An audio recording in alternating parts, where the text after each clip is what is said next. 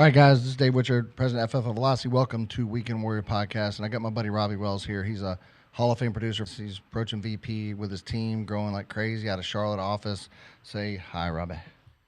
Hey, everybody. Hey, Dave. It's great to be here.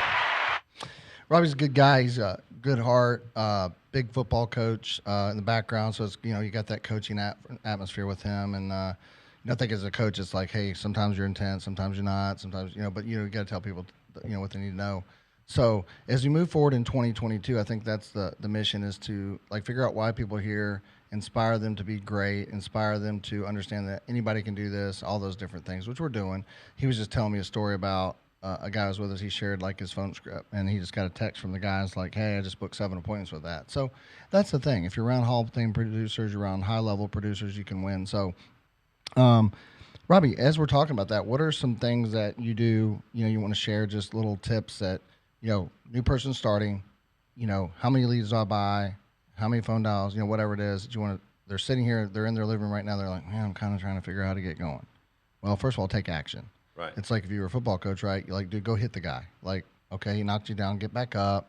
All right, he knocked you down again, figure it out. It's like being in the bull in the ring, dude. Guy knocks you down 3 times, you got to get back up and figure it out. Otherwise, they're going to look at you funny. So I was going to figure it out, man. I mean, bigger than me. That's okay. Let's go. Right. So what are some tips that you're giving that guy right now?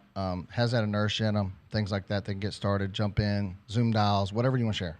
Well, the biggest thing is to get plugged into all the Zoom calls, start watching all the YouTube videos for the training, and then make sure that you are investing the right amount of leads each week. A lot of people underinvest in leads, and they don't give themselves enough swings at the bat. Okay, it's more of a risk to get a small amount of leads and try to make something out of it than to get a much larger amount. So you should probably, if you're starting out in this business, try to have at least 100 fresh leads every time that you're on the phone.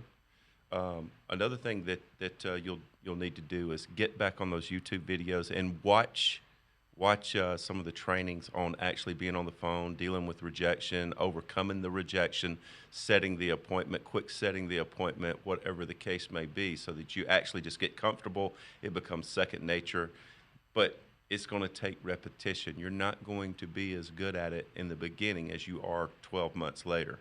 But if you just stay steady with it and keep working at it, it'll get better.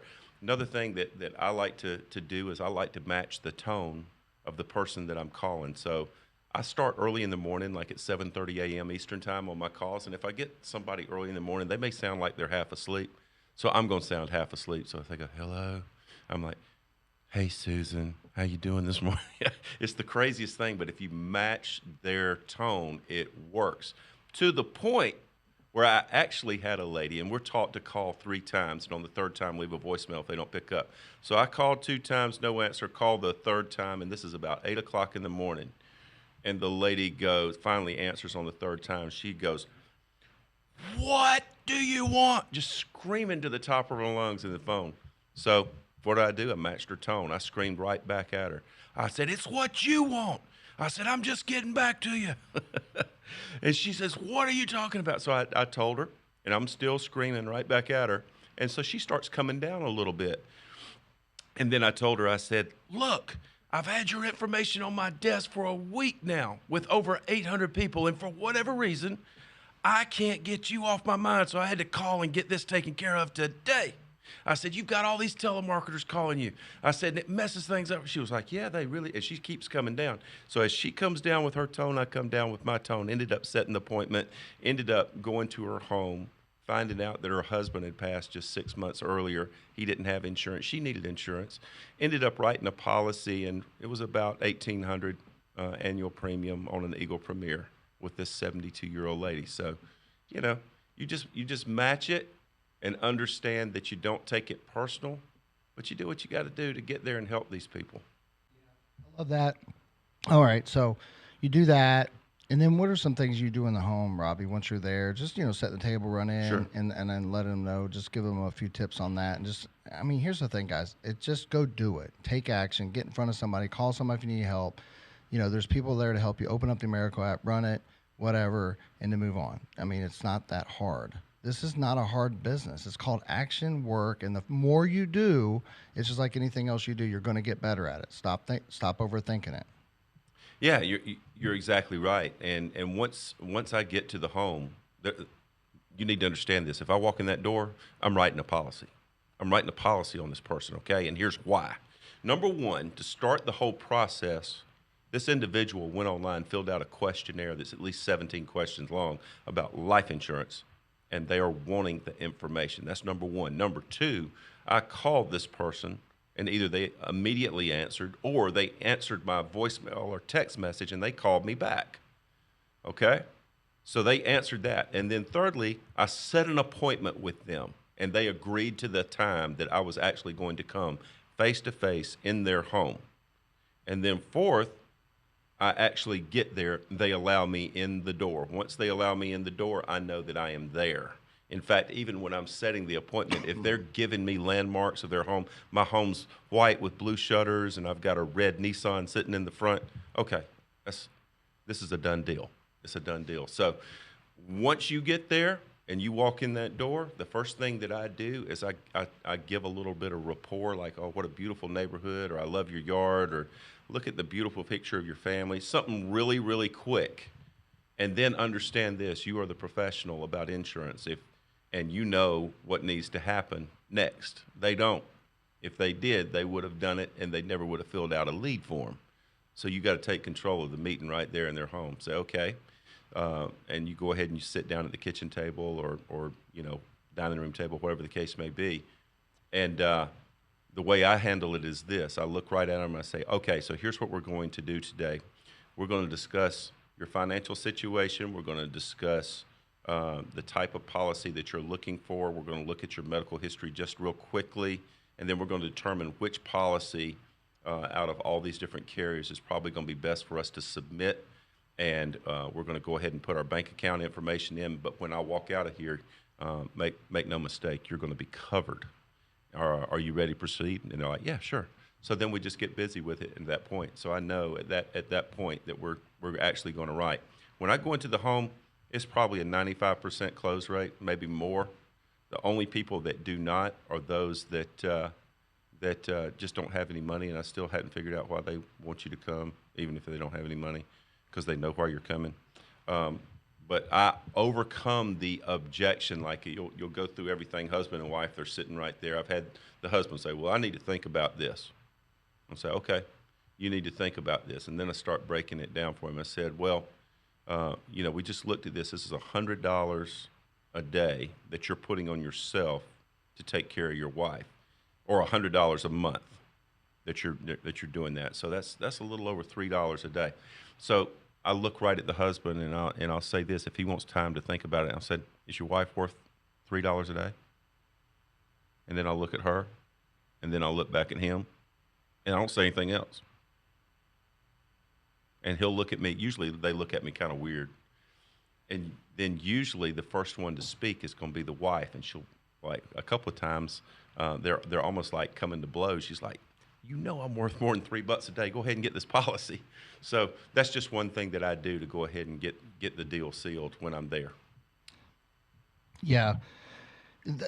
That's great stuff. And I think you have to tell them what they need to hear. I think we were at dinner last night, and you and I were there and you were sharing some tips and stuff. And then the guys were talking and they were saying the one thing they heard from us yesterday, Jake, you mentioned specifically, and then myself, I was up there, and then we had, Dean and Mike.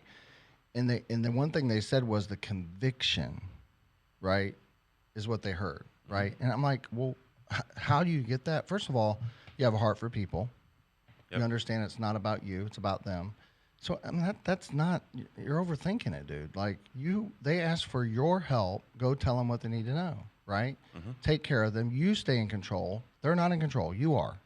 That's why they ask you for your help. Like you invited me into your home. It's funny. Like Ryan will say this to me. Like when somebody doesn't, close or whatever, he'll go, "I don't get it." Somebody invites you into their home, asks for your help, wants the life insurance, and they're like, am I going to get it? Like, that's weird. Like, so think about that, guys. That's weird. They fill out a form. Mm-hmm. Hey, come over to my house. Yep. and they don't buy. Like you almost got to tell them out. Like he's for a police officer, I want to punch him. You know, Yeah. and I do too sometimes. But I mean, I think that's why you got to set that table of the expectation, like Robby just talked about.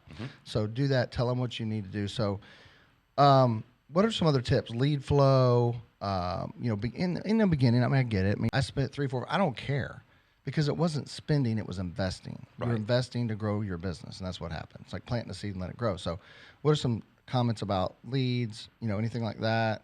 Zoom calls, how important that's been to you? Things like that. Well, with the different lead vendors that we have, and leads, you do not buy leads, you invest in leads, okay? You're investing in the marketing arm of your business. That's what your leads are. It's a marketing arm for your business, and these different lead vendors out here are marketing for you, okay? So what I've always tried to do is diversify my leads. Where a young agent or a new agent goes wrong in this business is they'll put all their eggs in one basket. So what's my main lead source? The CRM, and getting either the instant internet leads or the new internet leads. I will do the aged ones sometimes if I don't have enough of the instant and the news in the area that I want to work in. But usually what I do, instead of going with the aged or anything, if there's not enough of the instant and the news in my area, I start looking at the other areas, and then I'll go travel there for a weekend, and I'll just get it done that way. So you've got to be real ingenious on where you get your leads from, how many leads you get, because you need to have at least 100 fresh leads each time that we're dialing. We dial on Mondays, we dial on Thursdays, okay? That's the blueprint for success with Family First Life. That's the way we do it. Now, other people are going to come in that are coming from other IMOs or whatever around the country, and sometimes they may think that they know better. They know the system better than what we know it, and they try to do it their own way, and they find out they don't make nearly as much money, and they don't help nearly as many people. Dave, I truly believe the reason I made Hall of Fame in my first full year with Family First Life is simply because I was too ignorant not to truly understand what was going on, because I was not institutionalized as a seasoned salesperson. Okay, I'd never really sold anything. I'd been a college football coach. I'd been speaking around the country. I'd never really sold anything. So for me to be able to do this, I actually told Neri this last night. I said, it's probably, if you look at me and you look at Mike Curry, Mike and I have actually spoke about this. We were just too ignorant and too oblivious to the fact of what we were actually doing. We just went out and did it. Seriously. Yeah. Yeah.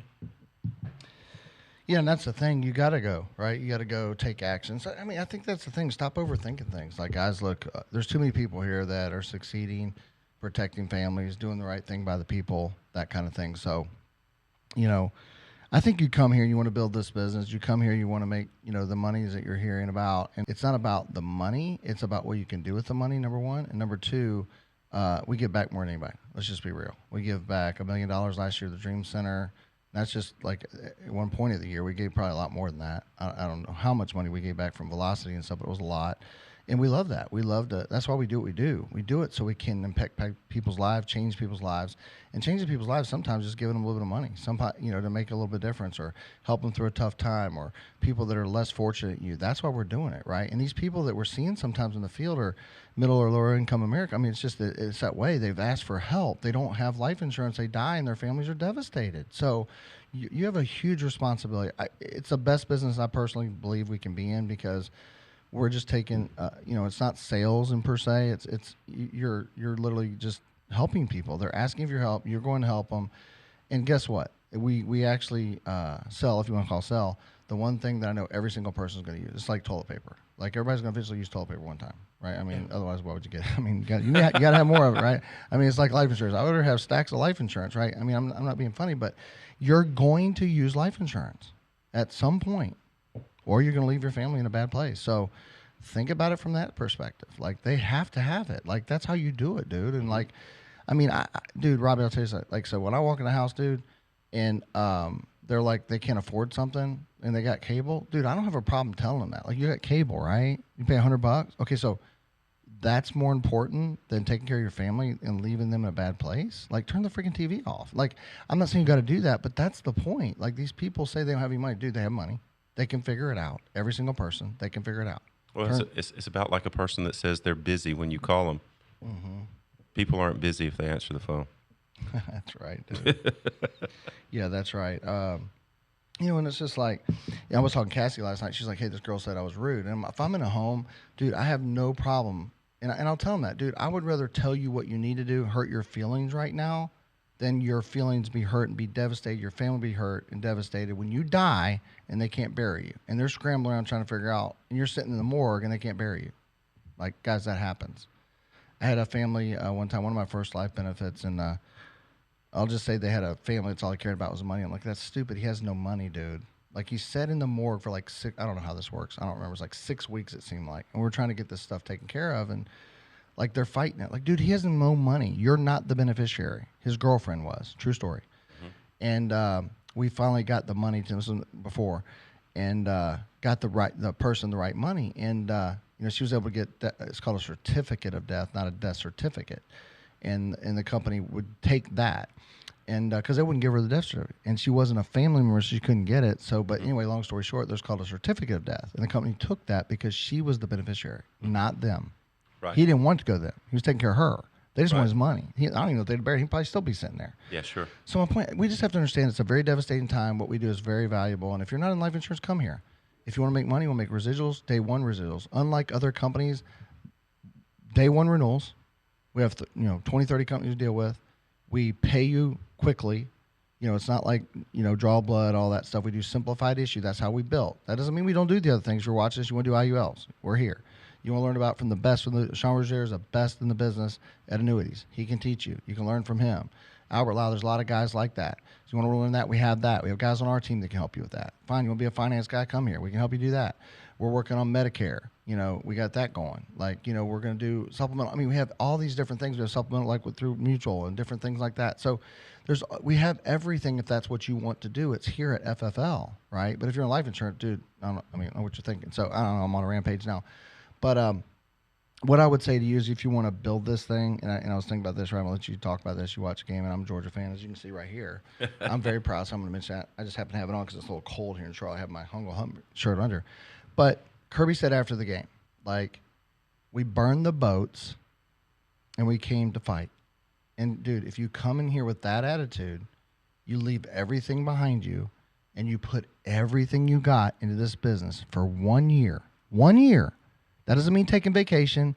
That doesn't mean taking time off to do this, taking time off to do that. But for 1 year, I'm not saying you don't take a breather for 2 seconds on a Sunday, go to church and spend some time with your family. That's not what I'm saying. But 1 year of complete focus, helping and serving people, working your tail off, serving families, that's what it's about.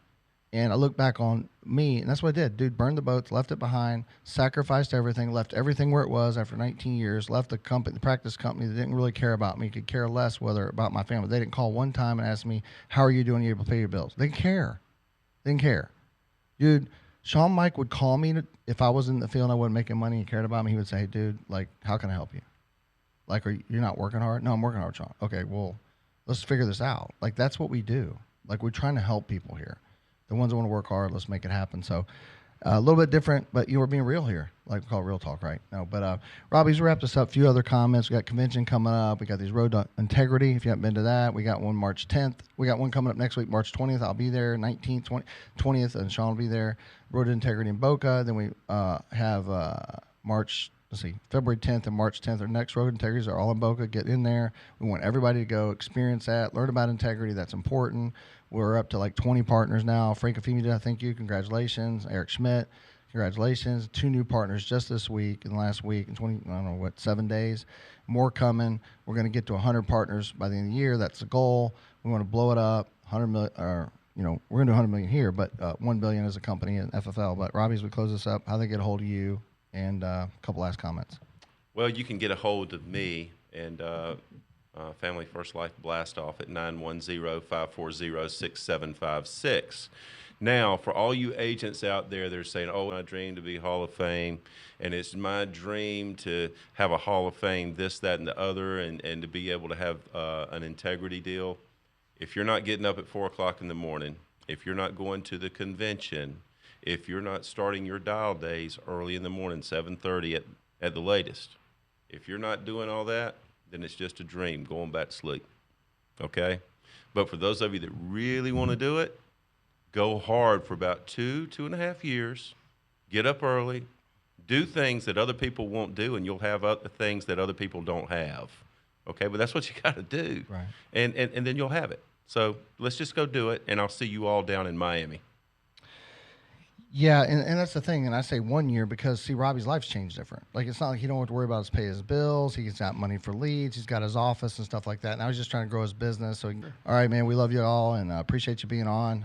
God is good. We're super blessed. And we're just so glad that we have this great opportunity. Thank you, Sean, Mike, and everybody that helped us. Andrew Taylor, we love you. And just all the family, dude. We're looking forward to, a lot of integrity deals. And congratulations again, Eric Schmidt. Frank and Femi, you guys are awesome. Appreciate you guys. And make sure you subscribe, Family First Life Velocity YouTube, and we look forward to seeing you soon. Thanks.